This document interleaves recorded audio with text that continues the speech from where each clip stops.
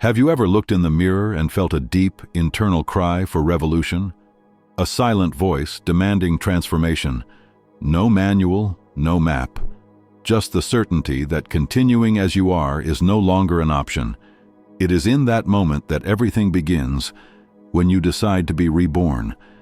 Because change is not about repainting the surface, it's about rebuilding the foundation. It's forging habits, awakening a strength no one can take from you, and creating a wealth that arises from within before it ever appears outwardly. The problem was never a lack of knowledge, it was trying to build a new life with the same mind that created the old one. If you want different results, you first need to become a different person. Today, you will learn 10 Stoic lessons, not designed to entertain you, but to shake your certainties and awaken the clarity you left dormant. If you feel your moment has arrived, write in the comments, "Today, I change without making a sound." And prepare yourself, because once awareness awakens, it refuses to live a life that seems right for others, but holds no meaning for you. Let's begin.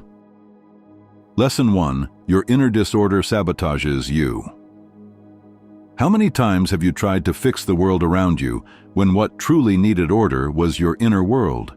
You change your environment, seek a new job, start a new routine, yet if your mind remains disorganized, the chaos merely changes scenery. The pattern repeats because the real problem was never outside. Epictetus said, "It is not events that disturb us, but our judgments about them." In other words, it's not life that weighs you down, it's how you interpret it. Your mind functions like a projector. It doesn't reflect the world as it is, but as you are inside. If there is confusion, you see threat. If there is fear, every criticism hurts. If there is scarcity, every silence feels like rejection. You believe you're reacting to reality, but in truth, you're only responding to the story you created. Try this Stoic exercise now. Think of a real situation. Someone ignored you, you made a mistake, a failure haunts you. Now ask yourself, was it truly that serious? Or did your mind amplify everything? Nietzsche wrote, "There are no facts, only interpretations." This is uncomfortable, but also liberating. Because if pain was born from interpretation, healing begins when you change how you look. Don't live with eyes clouded by the wounds of the past. Don't react like someone lost in darkness, forgetting they carry a flashlight in their pocket. That flashlight has a name, consciousness, and it ignites with simple acts, sincere questions. Am I seeing clearly or through fear? Does this reaction bring me closer to or further from the person I want to be? Every time you choose lucidity over impulse, an inner lock opens. And when you repeat this day after day, something magical happens. The key begins to turn, and that's the moment you stop waiting for the world to change and finally decide to transform the world that exists within you. Lesson 2. Stop carrying words that don't define you. Have you ever been wounded by a seemingly trivial phrase, a casual comment, a piercing glance, a silence that felt like disdain? It's strange how small words can cause enormous wounds. It's not the force of the offense that hurts, it's the exact point where it strikes. It's where you're still vulnerable, where something inside you hasn't healed yet. Seneca said, "An insult has no existence of its own. It only hurts if you choose to accept it." Imagine someone writes something cruel, puts it in an envelope, and sends it to you. When that letter arrives, you have two choices: open it and let its contents poison your peace, or return it to the sender, unread, unabsorbed, uncared for. Most people open it, they read it, they keep it, and carry it for days, weeks, even years, as if that phrase defined who they are. But it doesn't define you. An insult is like a contract. It only binds you if you sign it. Try this Stoic exercise now. Recall a recent moment, perhaps a family lunch, when someone made that typical sarcastic comment about your choices. You heard that tone, the one who thinks they know more, who measures you from the outside without knowing what you live inside. The comment was brief, But it echoed. You stayed silent. You shut down. You no longer enjoyed anything. You came home carrying it, as if it were true. But what if you saw it differently? What if you said firmly to yourself, "This says more about him than about me"? Because whoever attacks, criticizes, diminishes, is only revealing their own imbalance. The other person isn't describing you. They're projecting themselves. You don't need to respond. You don't need to absorb. And above all, you don't need to carry it. Virginia Woolf wrote, "You cannot find peace by avoiding life." And this applies to insults too. You don't find peace by preventing others from criticizing you. You find peace by deciding what deserves your energy. Your dignity is non-negotiable. Your soul is not a dumping ground for emotional garbage, and your peace is worth more than any provocation. But to protect all of this, you need a rare kind of strength. The strength not to react on impulse, the strength to breathe deeply and remain light, the strength to let go, without hatred, what was never yours. So next time someone tries to hurt you, don't just ask, "Why did it hurt?" Ask with lucidity, "Is this pain truly mine? Or am I just reacting with a wound from another time?" You don't need to become stone, but you can learn not to carry anymore.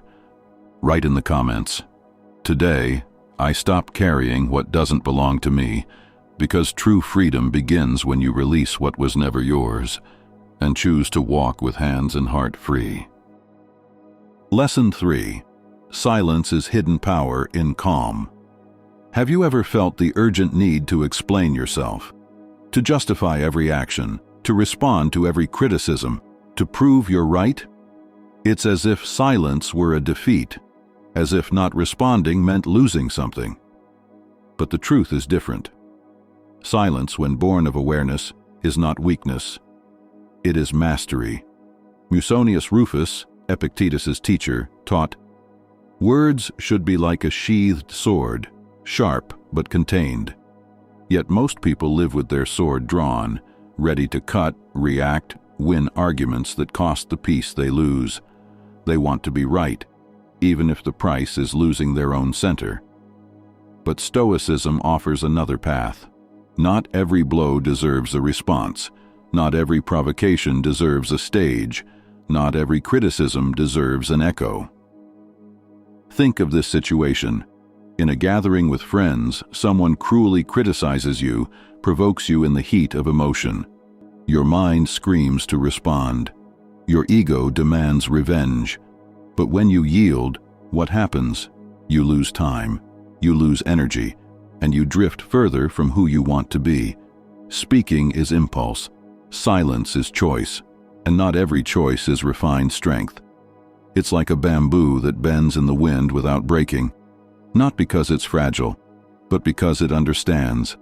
Resisting everything is not wisdom, it's stubbornness. True silence is not emptiness, it is lucidity. It is the suspension of the ego. When you don't respond out of vanity, fear, or insecurity, when you understand that someone at peace doesn't need to prove anything, there is more power in that than you imagine. Because silence also reveals. When you don't respond, the other confronts their own poison. When you don't feed the game, it loses meaning. When you don't shout, your maturity shouts for you. But beware. Silence is not submission. It is strategy. It's telling yourself, "I can respond, but I won't lose my peace over what doesn't build me." The true Stoic doesn't react.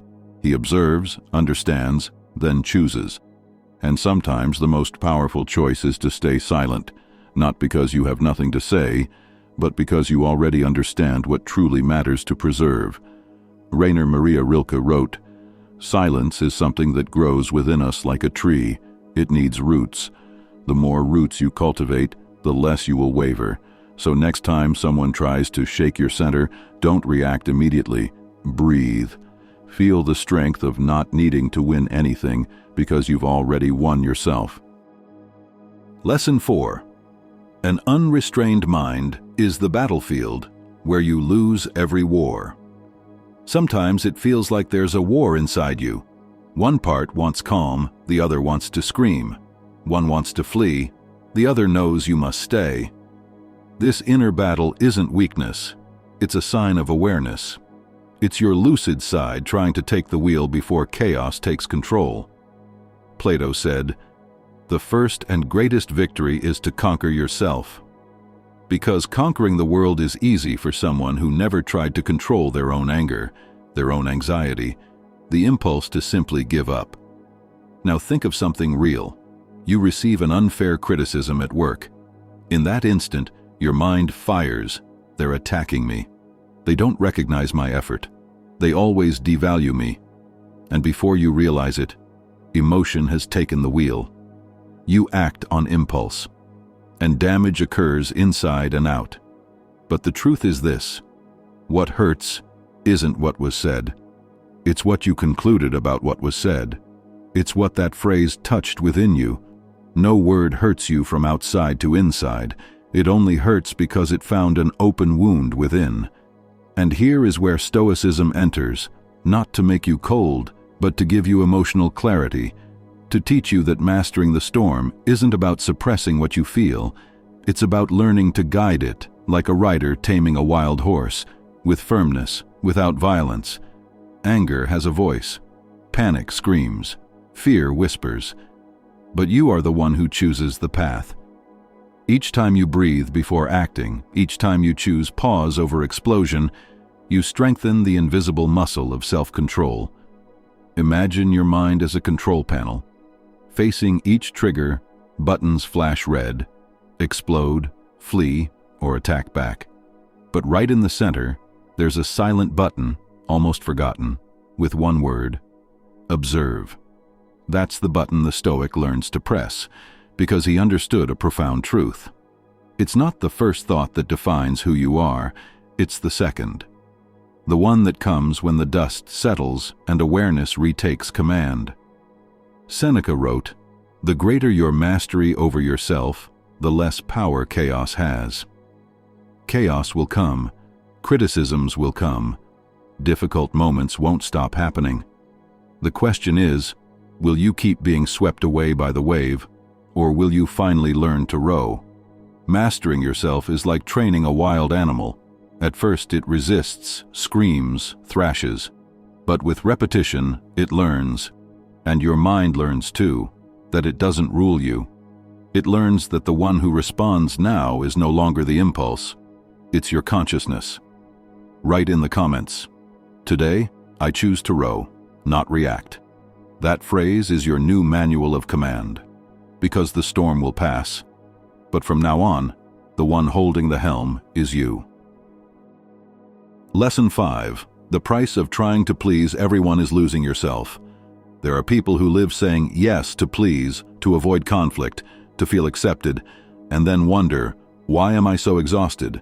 Why do I feel used, resentful, invisible? The answer is simple and harsh. Whoever doesn't set boundaries becomes open territory, and the world has no brakes. It enters, occupies, demands, and demands again, until nothing of you remains within your own life. You accept favors you didn't want. You pretend you're fine when you're not. You tolerate draining conversations just to not seem rude. You swallow words. You swallow desires. You swallow rage. But while you try to avoid conflict outside, you're feeding a silent war inside, between what you feel and what you allow. Confucius said, "If you don't respect yourself, no one will be taught to respect you." This phrase is both a warning and a mirror. It's not about being harsh, it's about being clear. You don't need to become stone, but you must stop being a rag. Setting boundaries isn't selfishness, it's wisdom. It's learning to say calmly and firmly, "I'm not available all the time. I won't be emotionally invaded." The no you avoid outside becomes resentment inside. The yes spoken with a tense body, suppressed rage, and a silent soul, that yes is the one that hurts most. So practice now. Choose one simple situation, a message, a request, a disguised demand, and say no, respectfully but firmly. Then observe how your body reacts, how your energy changes. That is the first brick of reconstruction. Now write, but not here. Write it on paper, by hand. Stick it on your mirror, your door, your wallet, wherever you like. But write it as if making a pact with yourself. My space has value, my time has price, and I am the guardian of all of it. Because whoever learns to protect their own territory never again feels lost within their own life. Lesson 6. No thought is harmless. All leave marks on you. Have you noticed how some thoughts return like ghosts? A cruel phrase someone said years ago, a memory that should have healed, a fear that never happened, yet insists on returning as if it were true. These thoughts are like unwelcome visitors. They knock on the door of your mind, and if you invite them in, they don't just stay. They redecorate your house, change the furniture, and occupy the best rooms of your peace. Marcus Aurelius wrote, "The soul becomes what it contemplates," meaning whatever you look at too long, whatever you feed, shapes who you are. If you live repeating self-criticism, you begin to live against yourself. If you cultivate fear, you paralyze even what was simple. If you dwell on mistakes, you revive guilt. If you dwell on absence, you forget presence. You call it reflection. But in reality, you're watering the wound with guilt, fear, and doubt, and what you water grows. Try this Stoic exercise now. Observe a negative thought that returned today. Now answer clearly. Is it real? Is it useful? Does it strengthen me or weaken me? Because thoughts aren't neutral, they're seeds, and the attention you give them is the water that makes them take root. The result? You begin to doubt yourself. You view the world through a lens of fear. You predict failure even before you try. And worst of all, you don't even realize you're feeding your own enemy. Stoicism doesn't ask you to ignore your dark thoughts. It teaches you to choose. Which ones do you let grow? Which ones do you rip out by the roots? Think of your mind as a greenhouse. Everything you allow inside has the potential to bloom. If you sow comparison, you harvest frustration. But if you sow courage, even with fear, you harvest overcoming. Monitoring your mind is an act of self-love. It's looking at a destructive thought and saying, "Here you will not live." When that voice whispers, "You're not capable," replace it with, "I'm still learning." When it says, "I always fail," respond firmly, "I am under construction." These aren't empty phrases. They're bridges between who you were and who you can become. Seneca wrote, "It is the power of the mind, not the circumstances, that determines our happiness." And that power is in your hands. Breathe instead of sinking. Observe instead of reacting. Redirect instead of repeating. You don't need to control every thought, but you must stop feeding what weakens you. And this is the beginning of a new cycle, where your mind ceases to be a battlefield and becomes the fertile soil of a lighter, clearer, truer life. Lesson 7. Some presences heal, others only drain your soul. Have you ever left a conversation feeling empty, even though you barely spoke? Have you been near someone and instead of feeling seen, felt yourself dimming inside, as if a piece of you had been left behind? This isn't exaggeration. It's your body protecting your soul. It's your energy warning you, not every presence is companionship. Some are invasion. Plotinus said, "You cannot purify the water if the source remains poisoned." And this is one of the most ignored truths by those who insist on healing, yet remain surrounded by those who make them sick. You can meditate, you can do therapy, you can seek clarity, but if you keep opening your heart to those who drain you, all your effort is like filling a leaking bucket. Now do this Stoic test. Think of a relationship that seems to demand more than it gives. You send messages, you listen. But when you finally need to be heard, you're interrupted. When you show vulnerability, you're ridiculed. When you stay silent, you're blamed. And then you return home with your body intact, but your soul in pieces. This kind of drain doesn't shout. It whispers. in the form of hurtful jokes, poisonous advice, silences that make you doubt your worth. And worst of all, you adapt. You shrink your light to fit into the shadows of others, until one day you look in the mirror and no longer recognize who you see. Stoicism doesn't preach isolation, but teaches one non-negotiable truth. Virtue needs to breathe, and you won't grow among those who suffocate you.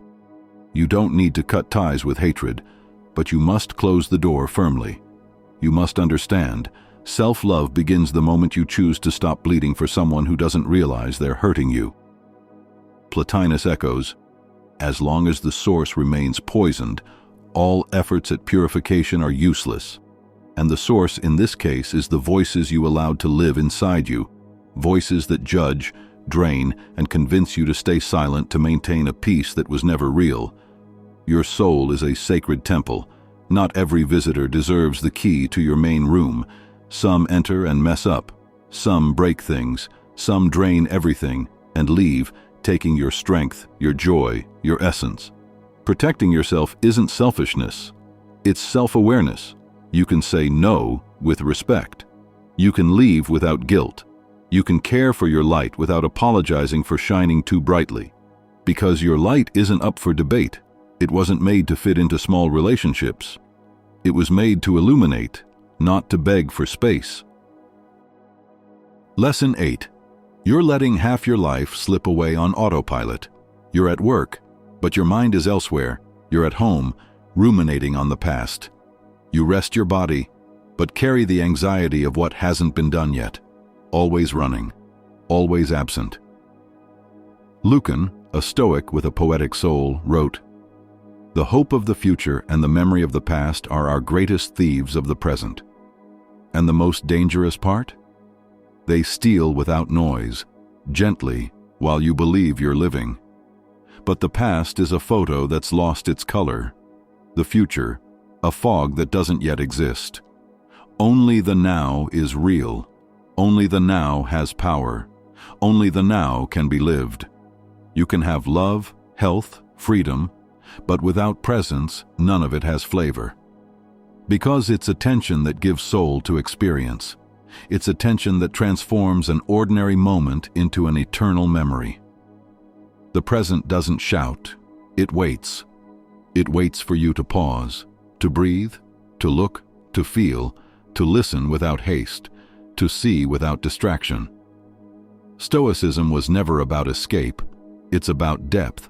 It's being fully present where life occurs. Without virtue, there is no presence. Without presence, there is no clarity.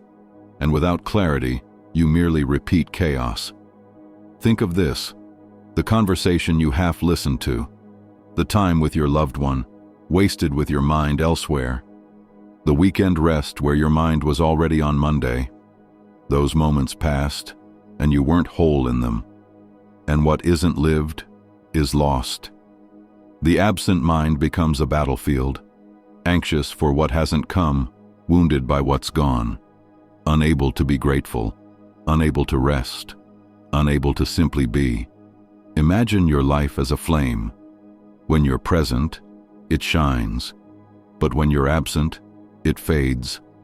And in the darkness, you start searching for light outside, when all you needed was to ignite the now from within. Presence is a choice. It's in your first thought of the day, in your coffee, savored slowly, in the gaze that truly sees, in the touch that has intention, in the silence that becomes refuge. The Stoic lives this way, not chained to the past nor dragged by the future, but with feet firmly planted in the moment, acting with clarity, listening with truth, living with totality. If you feel you're losing yourself, stop, close your eyes, breathe, feel your body, the sound, the air, and life unfolding here and now. Because everything passes, but what is lived with presence remains and transforms into eternity within you. Write in the comments, "Today I choose to be whole." That phrase is more than a gesture. It's a vow of return. It's the moment you stop surviving on autopilot and finally live again with presence, with soul, with truth. Lesson 9. Honor the body that makes your dreams happen. Have you ever truly thanked the body that carried you through every difficult day? The chest that held your anguish without collapsing? The legs that kept walking, even when everything in you wanted to stop? The eyes that insisted on seeing hope, even behind tears? We live in an era that celebrates performance, but despises rest, that demands results, but ignores the silent signals of exhaustion. We treat the body like a machine that can't fail, but it's not a machine. It's a temple. And temples don't function on demands, they function on reverence. There is no strong mind in a broken body, nor a strong body that can withstand a mind in collapse. Yet what we see today are shattered souls in bodies that keep going on autopilot, and bodies on the brink of collapse, trying to hold up minds that have been screaming for help for a long time. And where there's this disconnection, invisible suffering is born, the kind no one sees, but that corrodes from within. Think of the signs you've been ignoring, the pain that persists, the chronic fatigue, the tension that visits you every day. None of this is random. Your body isn't attacking you, it's trying to protect you. Symptoms aren't enemies, they're alarms, they're cries for help. You demand focus, presence, clarity, but you give your body scraps of energy, interrupted sleep, rushed meals. You push it to the edge, then wonder why you're burned out.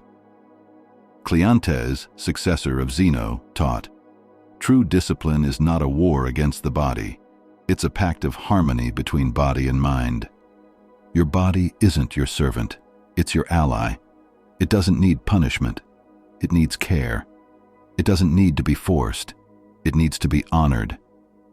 Treat your body like the sacred vessel it is, the only vessel that carries you through life. Because if you neglect it, you're not just neglecting a physical form, you're neglecting the very instrument through which your dreams are made real. Lesson 10. Your purpose is not out there. It's within you. You've been told to find your purpose, to search for your why. You've looked in books, in courses, in mentors, in the eyes of others. But what if your purpose isn't hidden out there, but buried within you, waiting to be remembered? Marcus Aurelius wrote, "The life of each person is what their thoughts make of it."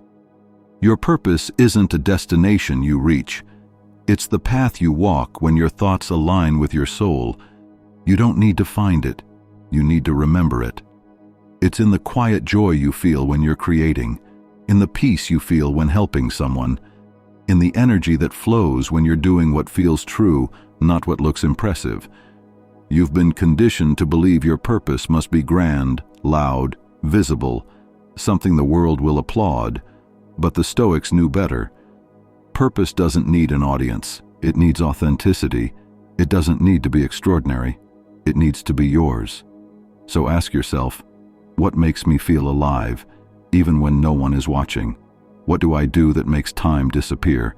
What do I do that leaves me feeling whole, even if I'm tired? That's your purpose.